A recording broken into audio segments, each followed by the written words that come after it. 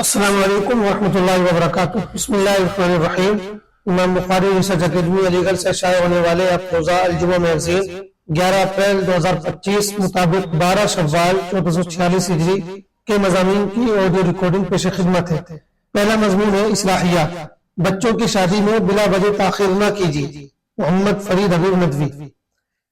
شریعت نے شادی کرنے کی کوئی عمر متعین نہیں کی ہے، اس لیے کہ ہر انسان اور ہر خاندان کے حالات الگ الگ ہوتے ہیں، لیکن نکاح میں دیر کرنے کو شریعت نے پسند نہیں کیا۔ ایک حدیث سے معلوم ہوتا ہے کہ بچہ یا بچی جب بالغ ہو جائے تو ماں باپ کو جلد سے جلد اس کی شادی کرنے کی فکر کرنی چاہیے۔ اگر شادی میں دیر کرنے کی وجہ سے وہ کوئی گناہ کا کام کر بیٹھے تو اس گناہ میں ماں باپ بھی شامل ہوں گے۔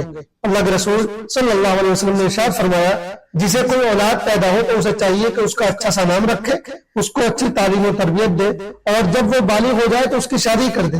اگر بالغ ہونے کے بعد باپ نے اس کی شادی نہ کی اور تاخیر کرتا رہا، پھر وہ کسی گناہ میں مبتلا ہو گیا تو اس کے گناہ کا وبال اس کے باپ پر ہوگا۔ شعب الایمان حدیث نمبر 8145۔ اس حدیث سے معلوم ہوا کہ مناسب عمر میں بچوں کی شادی کر دینی چاہیے، کیونکہ یہ انسان کی ضرورت بھی ہے اور ساتھ ہی بہت سے گناہوں سے بچنے کا ذریعہ بھی۔ آج ہمارے سماج میں دیر سے شادی کرنے کا رواج بڑھتا جا رہا ہے، اس کی بہت بڑی وجہ روزی روٹی کا مسئلہ بھی ہے۔ لیکن قرآن مجید سے معلوم ہوتا ہے کہ شادی کرنے سے اللہ تعالیٰ انسان کے لیے رزق کے راستے کھول دیتا ہے۔ سورہ نور آیت 32 میں اللہ تعالیٰ نے ماں باپ اور سرپرستوں کو حکم دیتے ہوئے فرمایا ہے، تم میں سے جن مردوں یا عورتوں کا اس وقت نکاح نہ ہو ان کا نکاح کرا دو، اور تمہارے غلاموں اور باندیوں میں سے جن نکاح کے قابل ہو ان کا بھی نکاح کرا دو۔ اگر وہ تنگدست ہیں اس لیے شادی کرنے میں دیر کر رہے ہیں تو انہیں بتا دو کہ اللہ انہیں اپنے فضل سے مالدار کر دے گا۔ بہت سے لوگ ایسے بھی ہوتے ہیں جن کی تنخواہ یا کمائی کم ہوتی ہے اور وہ زندگی گزارنے کے لیے ضروری چیزوں جیسے بیوی کے لیے کھانے پینے اور رہنے کا انتظام تو کر سکتے ہیں، لیکن بہت خوشحال اور اچھی زندگی نہیں گزار سکتے۔ اس لیے اچھی کمائی کی امید میں وہ شادی کرنے میں دیر کرتے رہتے ہیں۔ یہ غلط بات ہے، اس لیے کہ اگر انسان اپنے ایمان کی حفاظت کے لیے شادی کرتا ہے تو اللہ تعالیٰ اس کی مدد کرتے ہیں۔ ایک حدیث میں اللہ کے رسول علیہ السلام نے ارشاد فرمایا، 3 لوگ ایسے ہیں جن کی مدد کرنا اللہ کے ذمے ہے، ان میں سے ایک شخص وہ ہے جو پاک دامن رہنے کے لیے نکاح کرے۔ ترمذی شریف حدیث نمبر 1661۔ شادی میں دیر کرنے کا سب سے برا نتیجہ یہ ہے کہ آج فحاشی و بے حیائی بہت تیزی سے پھیل رہی ہے، اور اس کا ایک بہت بڑا نقصان یہ بھی ہے کہ جب بچے جوان ہوتے ہیں تو ماں باپ بوڑھے ہو رہے ہوتے ہیں، جس کی وجہ سے وہ ان کی اچھی طرح تربیت نہیں کر پاتے۔ اس لیے مناسب عمر میں شادی کرنے اور کرانے پر زور دینے کی سخت ضرورت ہے۔ دوسرا مضمون ہے خوشی گھر میں تلاش کرے، محمد فرید حبیب ندوی۔ جدید دنیا کی یہ سب سے بڑی ٹریجڈی ہے کہ انسان کو اپنے گھر میں سکون نہیں ملتا۔ آج کا انسان جب گھر میں رہتا ہے تو عجیب طرح کی ٹینشن اور غصے میں رہتا ہے، اور جب اسے سکون کی تلاش ہوتی ہے تو وہ پارکوں، ہوٹلوں، سنیما ہالوں، کلبوں اور تفریح گاہوں کا رخ کرتا ہے۔ وہ سکون حاصل کرنے کے لیے گھر سے باہر بھاگنا چاہتا ہے۔ نہ اسے آفس میں سکون ملتا ہے نہ گھر میں۔ نتیجہ یہ ہے کہ اس کی زندگی عجیب بدمزگی میں گزرتی ہے، اور یہ چیز آہستہ آہستہ اسے ٹینشن اور ڈپریشن تک پہنچا دیتی ہے۔ اس کی وجہ یہ ہے کہ آج کے انسان نے اپنے گھر کا ماحول اچھا نہیں بنایا۔ اس نے دولت تو بہت کما لی لیکن گھر میں وہ سکون کا ماحول نہیں بنا سکا۔ اب حال یہ ہے کہ بیوی اسے دیکھ کر کتراتی ہے اور بچے اس کا چہرہ دیکھ کر دور بھاگتے ہیں، اور وہ خود بھی گھر والوں سے محبت و پیار کا صحیح رشتہ نہیں بناتا۔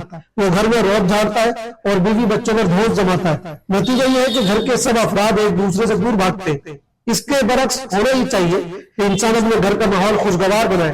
وہ جب شام کو ڈیوٹی سے واپس آئے اور اسے سکون کی ضرورت ہو تو وہ گھر کا رخ کرے جہاں اس کے بیوی بچے بے صبری سے اس کا انتظار کر رہے ہو، اور جب وہ اپنے بیوی بچوں کے پاس پہنچے تو اسے لگے جیسے وہ جنت میں آ گیا ہو۔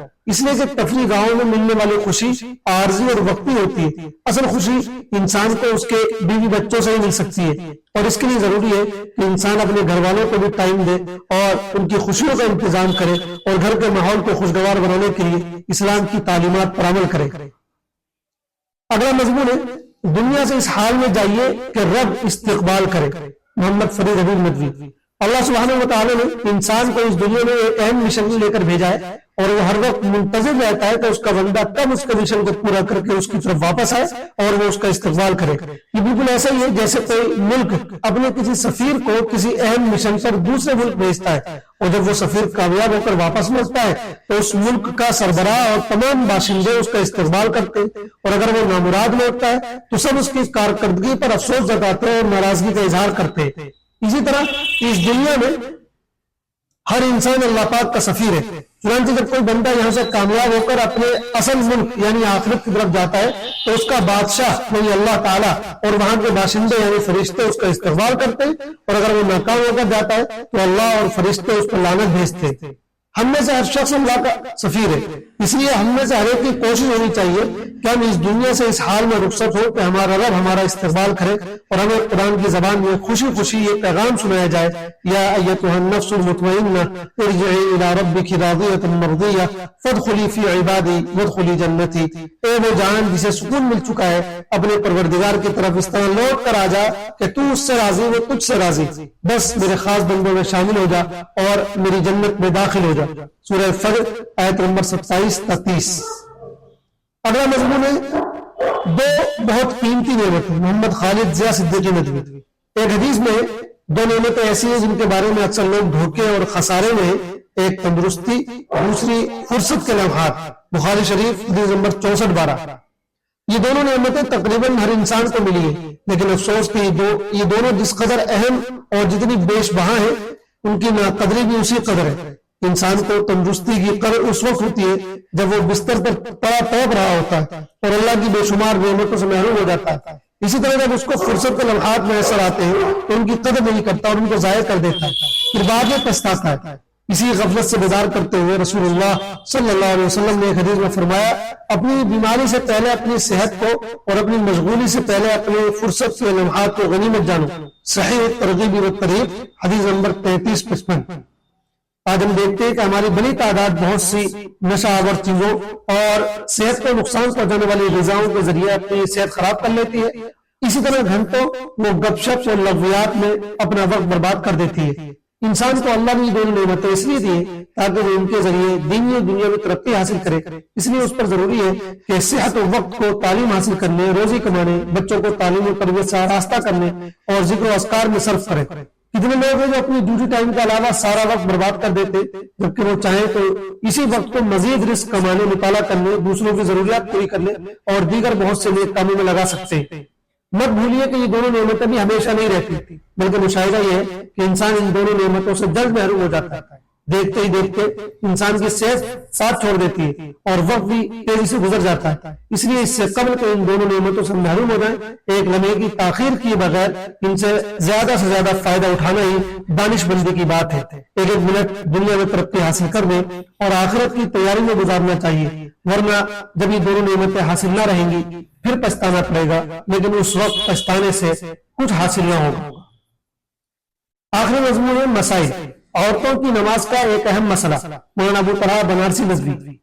اگر کوئی عورت اس طرح نماز پڑھتی ہے کہ اس کے ہاتھوں کے گٹے یا کوہنیاں دکھائی دیتی ہیں تو اس کی نماز درست نہ ہوگی. دیکھنے میں آتا ہے کہ بعض عورتیں ایسے دوپٹے میں نماز پڑھتی ہیں کہ جب وہ کھڑی ہوتی ہیں تب تو ان کے گٹے چھپے رہتے ہیں، لیکن جب وہ رکوع یا سجدے میں جاتی ہے تو دوپٹہ چھوٹا ہونے کی وجہ سے گٹے دکھائی دینے لگتے ہیں. یاد رکھیے اگر 3 مرتبہ سبحان اللہ کہنے کی بقد دوپٹے سے باہر دکھنے والا حصہ کھلا رہا تو نماز نہیں ہوگی. اس لیے عورتوں کو چاہیے کہ نماز کے لیے بڑے دوپٹے کا استعمال کریں جو اتنا موٹا بھی ہو کہ اس میں باہر سے اندر کا بدن دکھائی نہ دے.